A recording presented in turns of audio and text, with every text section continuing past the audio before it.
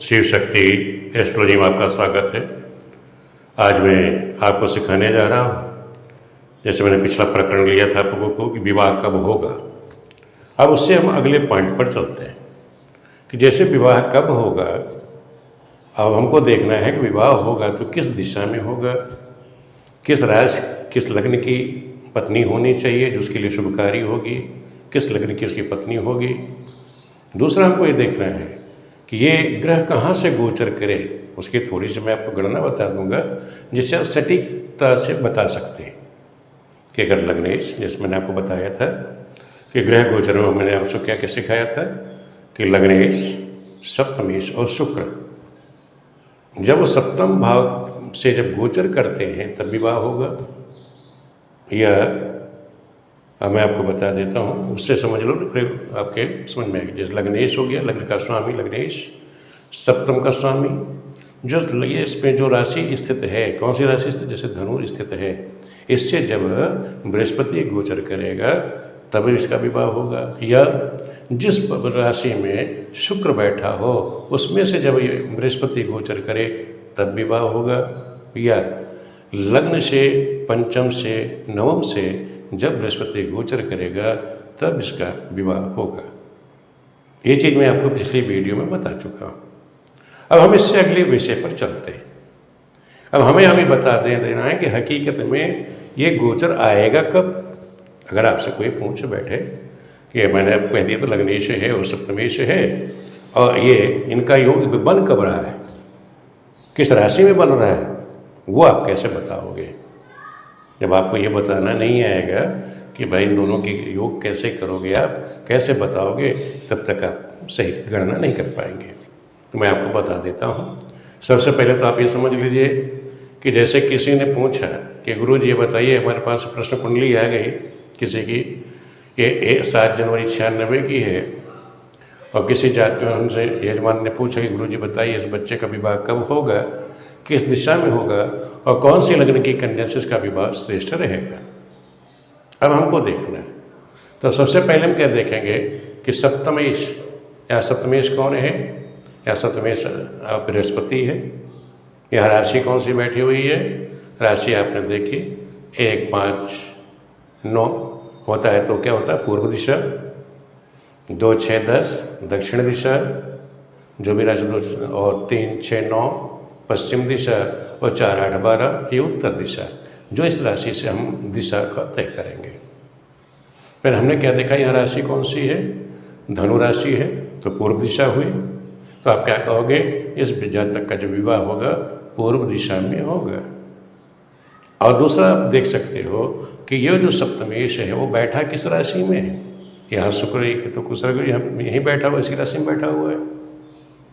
आप उससे भी देख रहे सप्तमेश कहाँ बैठा हुआ है, जहाँ पर जिस राशि में बैठा है वो दिशा को भी अंगित करता है।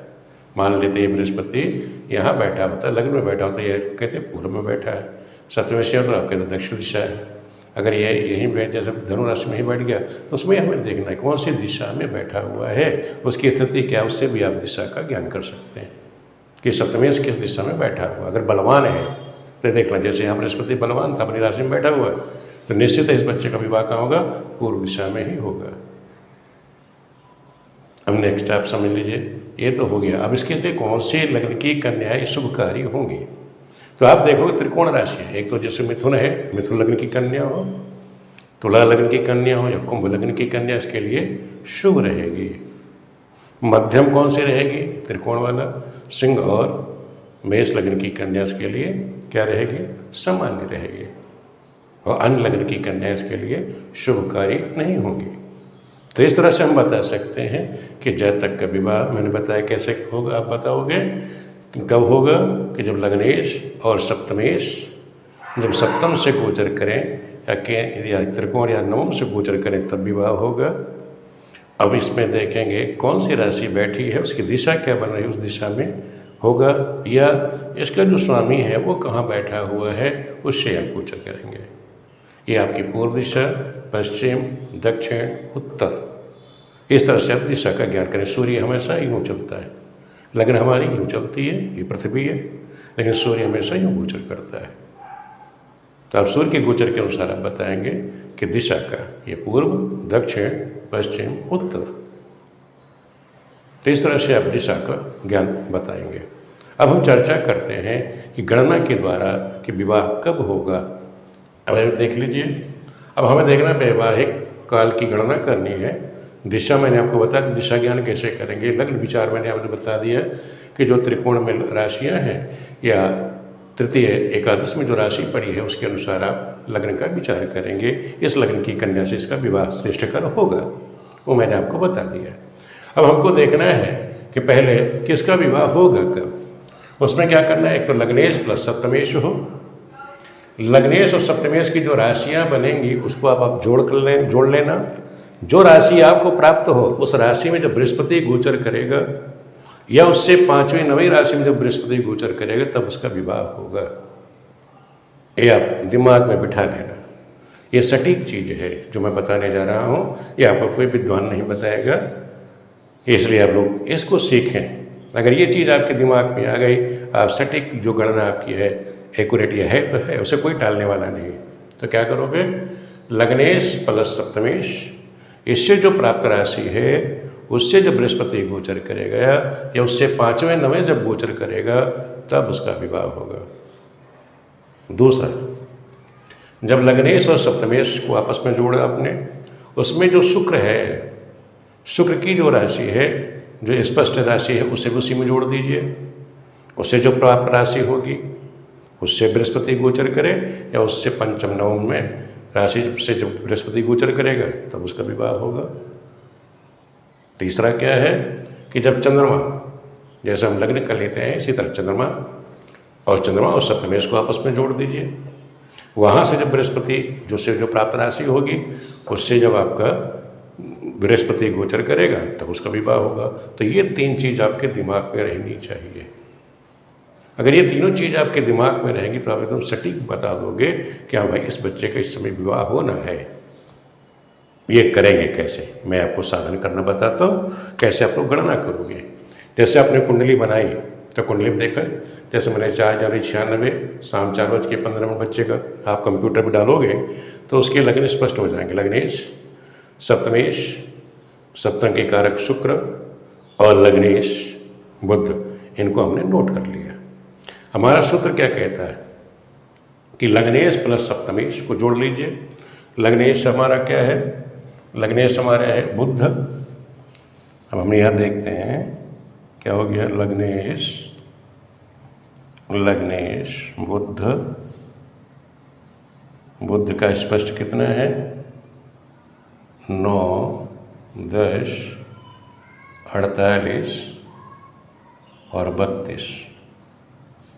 लग्नेश प्लस सप्तमेश, सप्तमेश कौन है, बृहस्पति आपका। लग्नेश बुध हो गया, सप्तमेश आपका बृहस्पति है।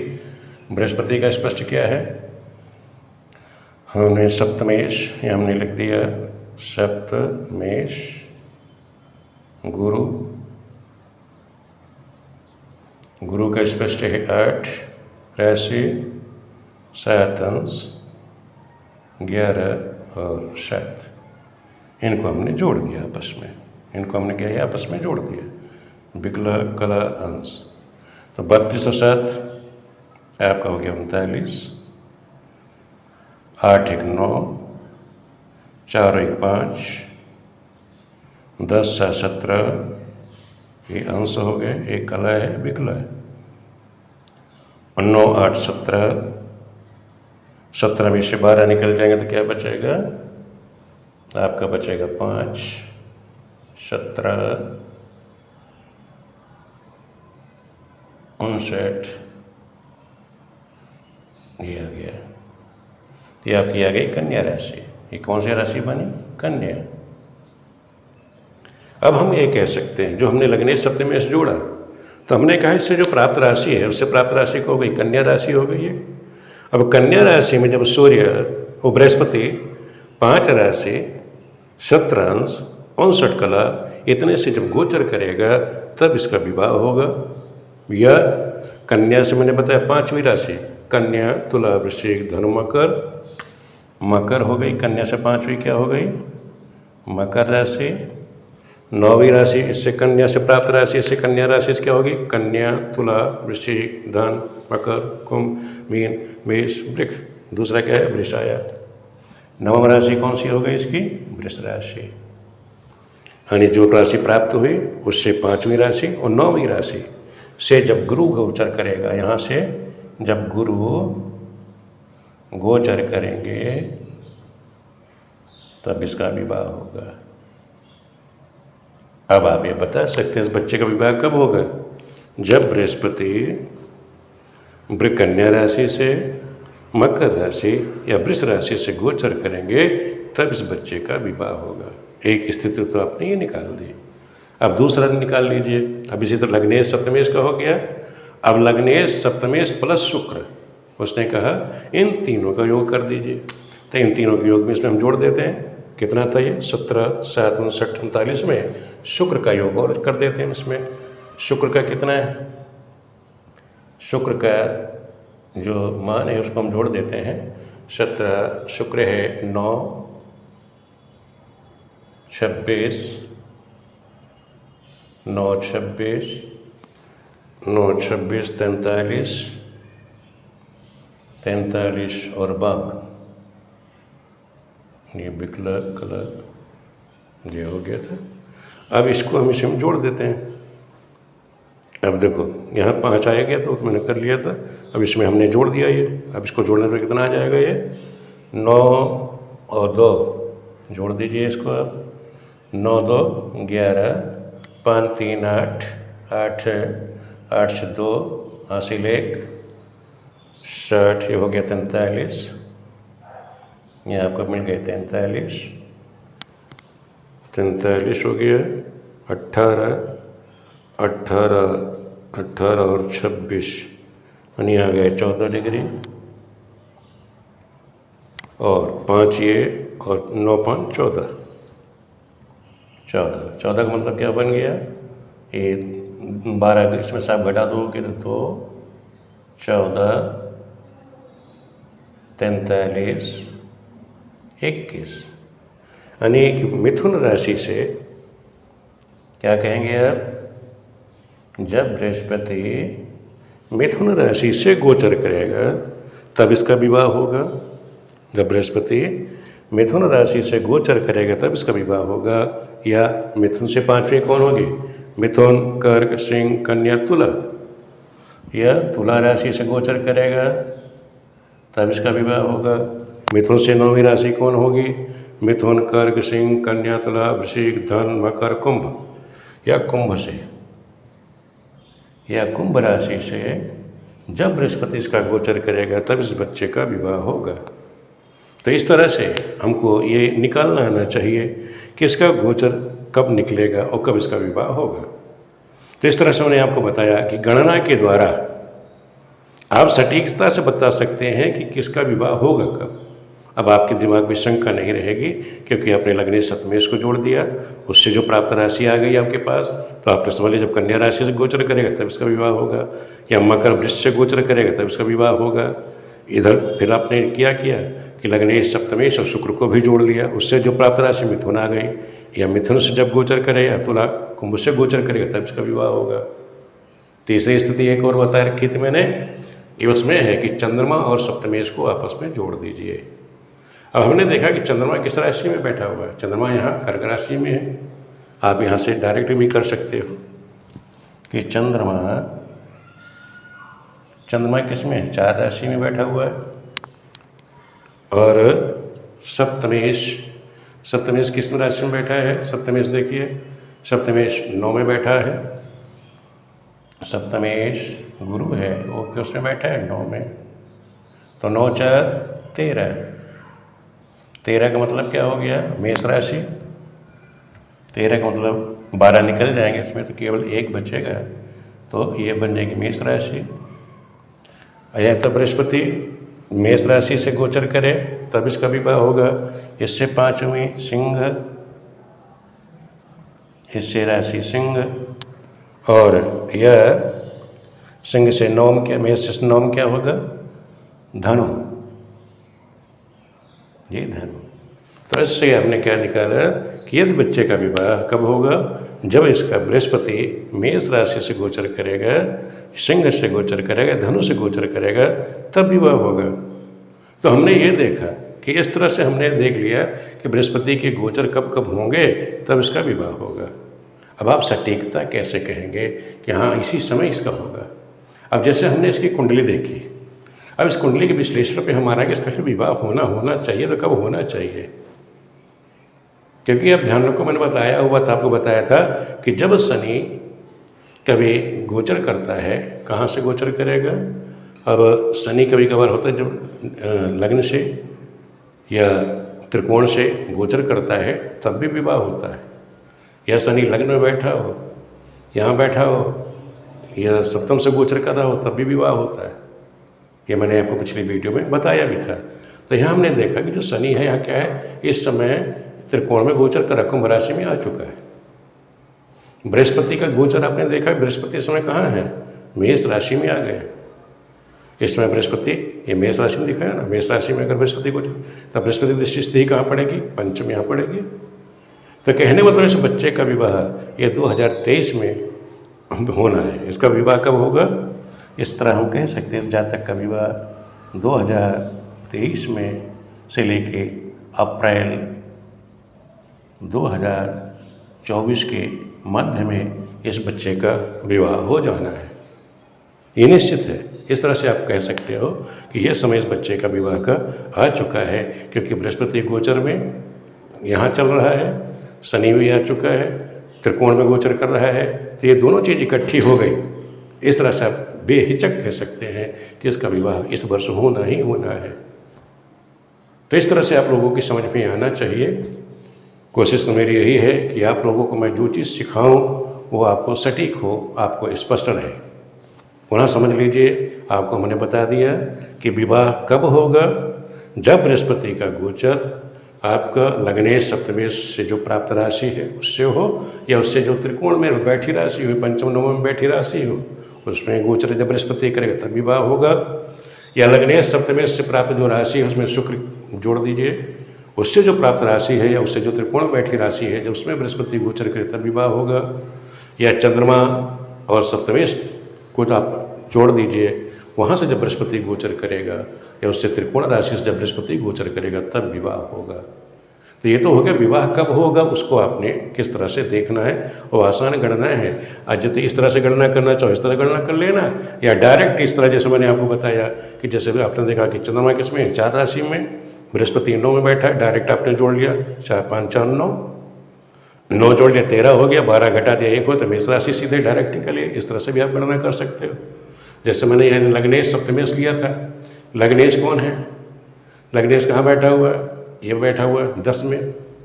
लग्नेश लेना है, सप्तमेश लेना है, तो लग्नेश सप्तमेश को जोड़ लीजिए, तो 9 ये हो गया, 10 9 19 हो गया। 19 में से 12 निकाल दोगे तो बचेगा 7, तो 7 में तुला राशि हो गई। वही चीज़ आपके यहाँ निकल के आ 7 बचेगा, पुनः जोड़ लीजिए 10 9 19 में से 12 गया 7। यानी जब तुला राशि से यहाँ बृहस्पति गोचर करेगा, तुला से या उससे त्रिकोण राशियों से जब गोचर करेगा तब इसका विवाह। उस तरह से हम डायरेक्ट भी कर सकते हैं, वो अपने अभ्यास पर निर्भर है। तो उस तरह से आप लोग अभ्यास करेंगे तो आपका ये निकल जाएगा। तो लेकिन कोशिश करिएगा, इस तरह से गणना करने में थोड़ा सा मिस्टेक हो सकता है, ध्यान रखिएगा। इस तरह से गणना करोगे थोड़ा सा मिस्टेक आ जाएगा।